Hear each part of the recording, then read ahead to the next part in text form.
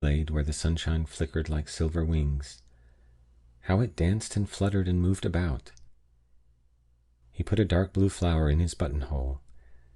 Again his hat, caught by an oak branch as he rose, was knocked from his head, falling across his eyes. And this time he did not put it on again. Swinging his umbrella, he walked on with uncovered head, whistling rather loudly as he went. But the thickness of the trees hardly encouraged whistling, and something of his gaiety and high spirits seemed to leave him. He suddenly found himself treading circumspectly and with caution. The stillness of the wood was so peculiar. There was a rustle among the ferns and leaves, and something shot across the path 10 yards ahead, stopped abruptly an instant with head cocked sideways to stare, then dived again beneath the underbrush with the speed of a shadow. He started like a frightened child, laughing the next second that a mere pheasant could have made him jump. In the distance he heard wheels upon the road, and wondered why the sound was pleasant. Good old butcher's cart, he said to himself, then realized that he was going in the wrong direction, and had somehow got turned round, for the road should be behind him, not in front. And he hurriedly took another narrow glade that lost itself in greenness to the right. "That's my direction, of course," he said. "The trees has mixed me up a bit, it seems." Then found himself abruptly by the gate he had first climbed over. He had merely made a circle. Surprise became almost discomfiture then, and a man, dressed like a gamekeeper in browny green, leaned against the gate, hitting his legs with a switch. "I'm making for Mr. Lumley's farm," explained the walker. "This is his wood, I believe," then stopped dead because it was no man at all, but merely an effect of light and shade and foliage. He stepped back to reconstruct the singular illusion, but the wind shook the branches roughly here on the edge of the wood, and the foliage refused to reconstruct the figure. The leaves all rustled strangely, and just then the sun went behind a cloud, making the whole wood look otherwise.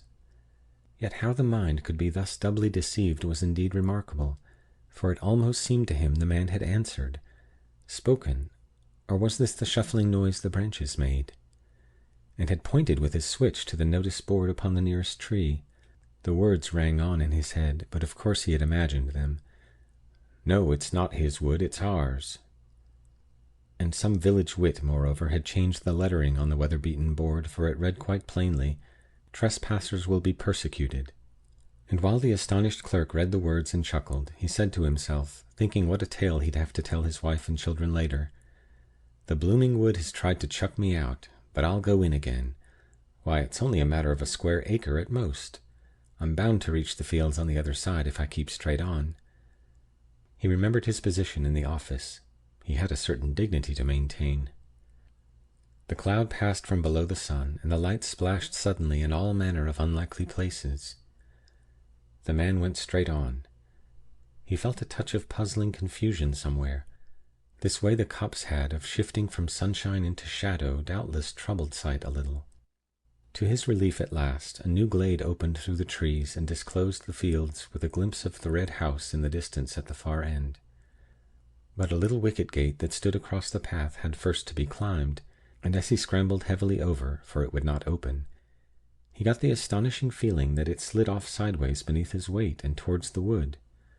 Like the moving staircases at Harrod's and Earl's Court, it began to glide off with him. It was quite horrible. He made a violent effort to get down before it carried him into the trees, but his feet became entangled with the bars and umbrella, so that he fell heavily upon the farther side, arms spread across the grass and nettles, boots clutched between the first and second bars. He lay there a moment like a man crucified upside down, and while he struggled to get disentangled, feet, bars, and umbrella formed a regular net, he saw the little man in browny green go past him with extreme rapidity through the wood. The man was laughing.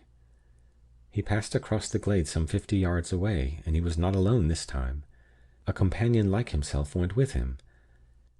The clerk, now upon his feet again, watched them disappear into the gloom of green beyond. "They're tramps, not gamekeepers," he said to himself, half mortified, half angry.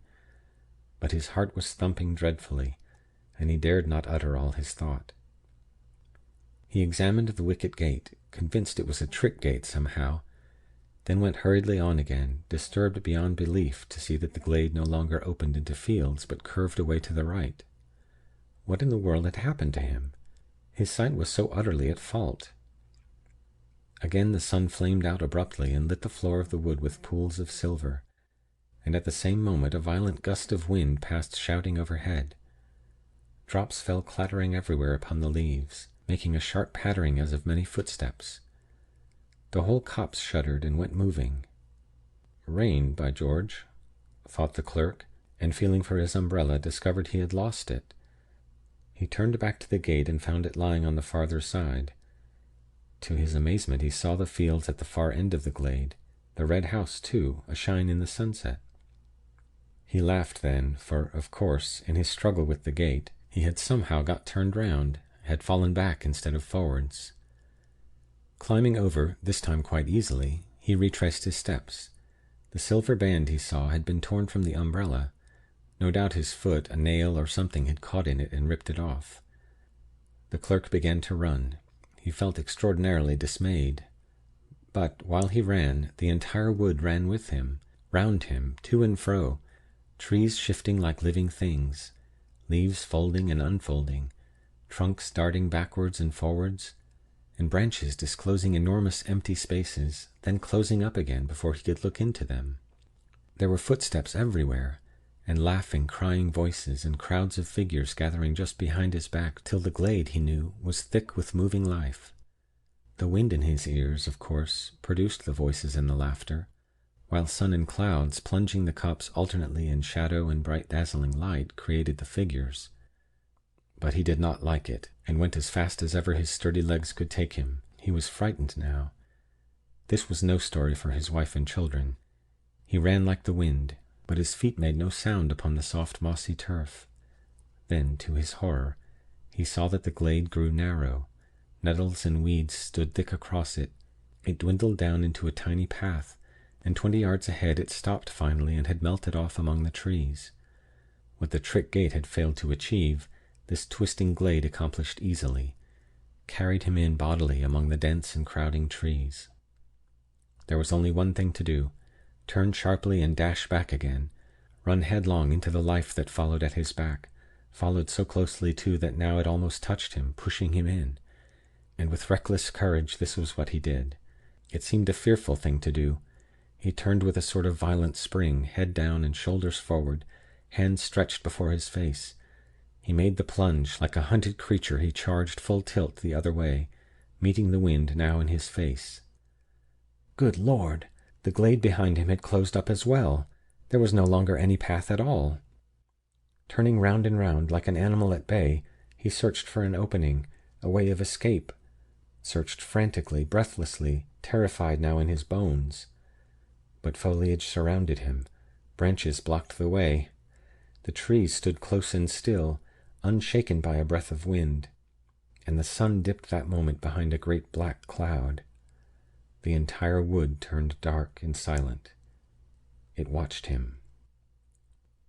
Perhaps it was this final touch of sudden blackness that made him act so foolishly, as though he had really lost his head.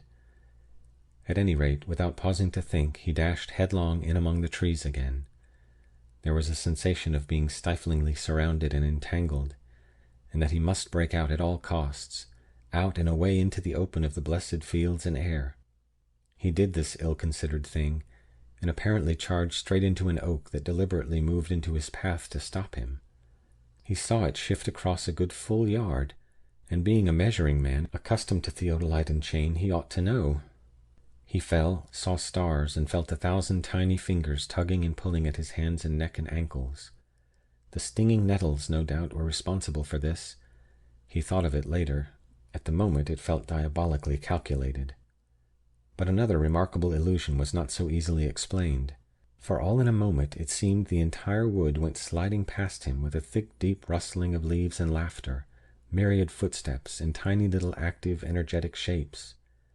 2 men in browny green gave him a mighty hoist, and he opened his eyes to find himself lying in the meadow beside the stile where first his incredible adventure had begun. The wood stood in its usual place and stared down upon him in the sunlight. There was the red house in the distance as before. Above him grinned the weather-beaten notice board: "Trespassers will be prosecuted." Disheveled in mind and body, and a good deal shaken in his official soul, the clerk walked slowly across the fields. But on the way he glanced once more at the postcard of instructions, and saw with dull amazement that the inked-out sentence was quite legible after all beneath the scratches made across it. "There is a short cut through the wood I want to cut down, if you care to take it." Only "care" was so badly written it looked more like another word. The C was uncommonly like D. "That's the copse that spoils my view of the downs, you see," his client explained to him later, pointing across the fields and referring to the ordnance map beside him. "I want it cut down and a path made so and so." His finger indicated direction on the map. "The Fairy Wood, it's still called, and it's far older than this house. Come now, if you're ready, Mr. Thomas, we might go out and have a look at it." End of Ancient Lights by Algernon Blackwood. Read by Dennis Smith.